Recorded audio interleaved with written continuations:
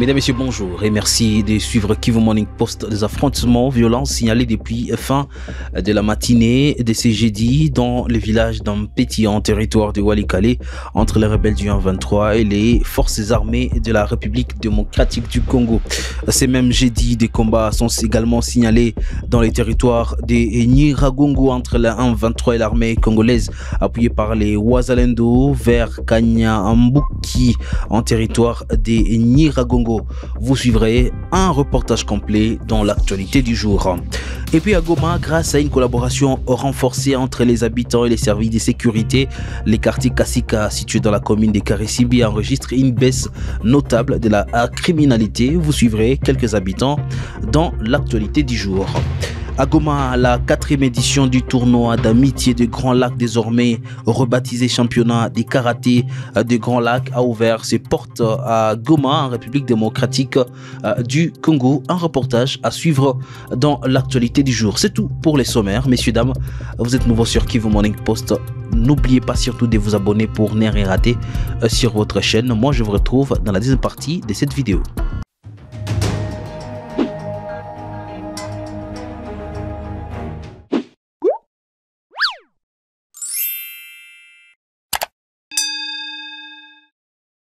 Des affrontements violents signalés depuis fin de la matinée de ce jeudi 7 novembre 2024 dans les villages d'Ampeti en territoire de Walikale entre les rebelles du 23 et les forces armées congolaises. Des détonations d'armes lourdes entendues dans la zone selon des sources concordantes à Kivu Morning Post. Dans cette partie du groupement Kisimba, il y a des combats en Ampeti. Les Wazalendo viennent de lancer une attaque contre l'ennemi ce jeudi, a déclaré à Kivu Morning Post une source administrative dans la zone sous couvert d'anonymat. L'agglomération des Ampeti est presque limitée côté droit par la rivière Luhofu, côté gauche rivière Moiso située dans la localité des Banakindi en groupement de Kisimba. Elle avait été prise mi-octobre par les offensives des rebelles du 23 soutenues par le Rwanda qui ont lancé des offensives dans cette partie riche en minerais en province du Nord Kivu. La majorité de la population de la zone a fui vers la cité des Pinga et Kalembe. Pour l'instant, difficile de savoir la situation actuelle sur terrain car des tirs d'armes lourdes et légères continuent à retentir dans la zone. Les affrontements également enregistrés ce matin. Nous sommes maintenant dans les territoires de Nyiragongo. Des combats sont signalés depuis le matin de ce jeudi entre le 1-23 et l'armée congolaise vers Kanyambuki en territoire de Nyiragongo. Plus de détails dans ces commentaires. Selon la société civile du territoire de Nyiragongo à KivuMorningPost.com, les habitants de cette partie de la province sont effrayés par cette reprise brusque des combats qui occasionnent encore des déplacements de la population. Une attaque signalée contre deux positions FARDC ce matin vers Kanyabuki.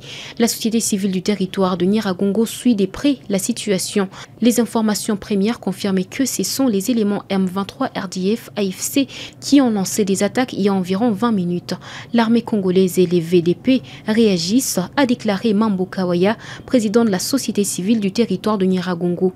Ces combats interviennent le lendemain de la réunion des ministres des Affaires étrangères de la RDC et du Rwanda sous l'égide du ministre angolais des Affaires étrangères Tété Antonio qui ont lancé le mécanisme de vérification renforcé dans le cadre du processus de paix de Luanda. Une prochaine réunion est prévue le 16 novembre prochain dans la capitale angolaise. Grâce à une collaboration renforcée entre les habitants et les services de sécurité, les quartiers Kasika situés dans la commune de Karisimbi enregistrent une baisse notable de criminalité. Lors d'une visite sur place, la chef du quartier a salué l'implication des jeunes qui, en organisant des rondes nocturnes, contribuent à la tranquillité de la zone. Elle encourage la population à rester vigilante et à signaler toute activité suspecte. Les habitants appellent également les autorités à renforcer les mesures de sécurité et à mettre en place des numéros d'urgence pour des interventions rapides en cas de danger. Suivez quelques habitants ici. Pour le moment, donc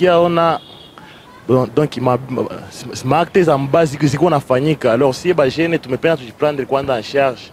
Ndio maana tuko natia majiwe ginzi mnaona hapa hivi tunafunga pour vike saa yenye tunaona makasi spem ile busiku tuko naita intervention na inakuya tusaidia. Bon vraiment ina donné en plein ya bien, tunapenda tu collaboration na la police batusaidie vraiment tusikorogane, tutumike tu en collaboration.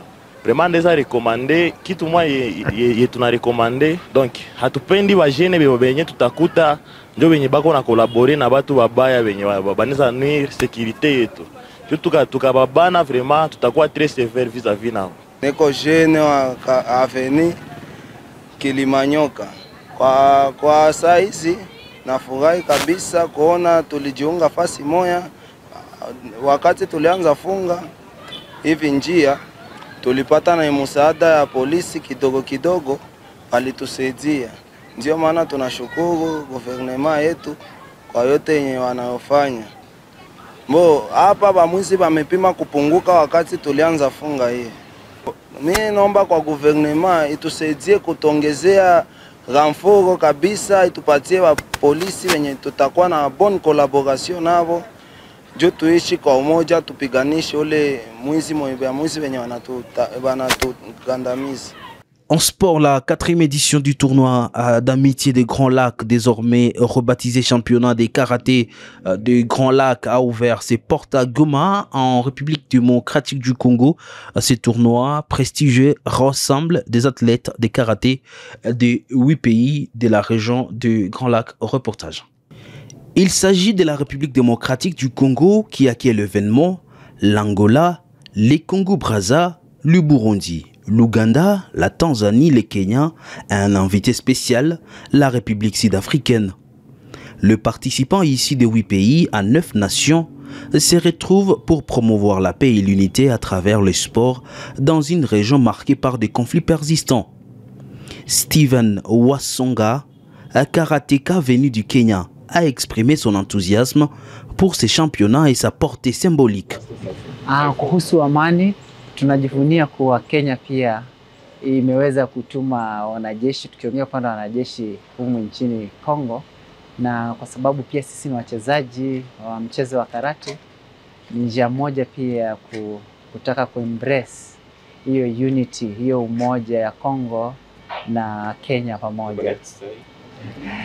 Nashukuru kwa sababu kuna timu imekuja kama coaches kupata accreditation certificate kama makoch wa Kenya hapa siku ya leo, na pia tuko na wachezaji wale wanawakilisha Kenya pia kwenye mchezo huu, na pia wamejitayarisha. Tuko na timu mbili, kuna ile inajitayarisha kwa mchezo wa Commonwealth na hao wako Nairobi, na kuna wale wamekuja kwa sababu ya mchezo huu na wamejitayarisha kabisa. Tunaangalia kupata medali. Hiyo ndio lengo la mchezaji kabisa akitoka nje kuja kwa country nyingine kufanya mchezo. L'événement comprend également une série de formations pour renforcer les compétences en arbitrage et en coaching. Selon Jean-Marie Kwame, membre de la commission d'arbitrage de l'Union africaine des karatés, ces formations visent à pallier le manque de personnel qualifié dans la région. Ce que nous pouvons remarquer d'emblée, c'est que le nombre d'arbitres qualifiés au niveau international est très peu dans cette zone. Et donc nous espérons qu'à l'issue de ce travail-là, nous pourrons booster le nombre d'arbitres dans la zone de l'Afrique centrale. Parce que quand les compétitions sont régies avec beaucoup de rigueur, avec des arbitres d'un bon niveau, ça permet aux athlètes de progresser. Merci. Et la formation, c'est aussi pour les coachs. Les coachs aussi devront progresser, tout ça. Donc c'est une équipe, c'est ensemble que le karaté, le sport progresse. Avec des bons coachs, avec de bons arbitres, avec de bons athlètes. Et ensemble, ça donne un bon niveau pour le sport dont il est question. Le programme du championnat s'étend du 6 au 10 novembre 2024 dans un séminaire d'arbitrage et de coaching pour débuter. Les compétitions interviendront les samedis et les dimanches.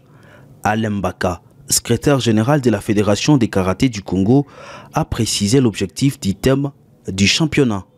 Vous savez, le championnat de karaté des Grands Lacs a toujours un thème. Le thème, c'est les rassemblements de peuples autour d'un idéal qui est la paix. Vous savez, c'est même la quintessence même de cette organisation. Vous savez, les pays des Grands Lacs et surtout l'Est de la RDC est victime des actes de terrorisme et de tueries. C'est pourquoi nous, la RDC, nous avons voulu faire participer tout ce monde-là, tous ces pays qui sont victimes comme nous de ces actes de barbarie et de tueries, pour qu'ensemble nous parlons un même langage qui est la paix. Parce que autour du karaté, qui regorge beaucoup de vertus, nous allons parler, en dehors de ces vertus, nous allons parler la paix. Parce que le résultat attendu, autre résultat sportif, nous attendons la paix qui va régner dans la région des Grands Lacs. Ces championnats de karaté s'éveillent ainsi bien plus qu'un simple événement sportif. Il s'agit d'un symbole d'espoir et de solidarité pour une région déchirée par des conflits. À travers cet engagement commun, le participant espère renforcer les liens de fraternité et promouvoir un message de paix pour l'ensemble des pays de la région des Grands Lacs. Et ça sera tout pour l'essentiel de l'actualité de ce jeudi 7 novembre 2024. Messieurs, dames, merci à vous de l'avoir suivi.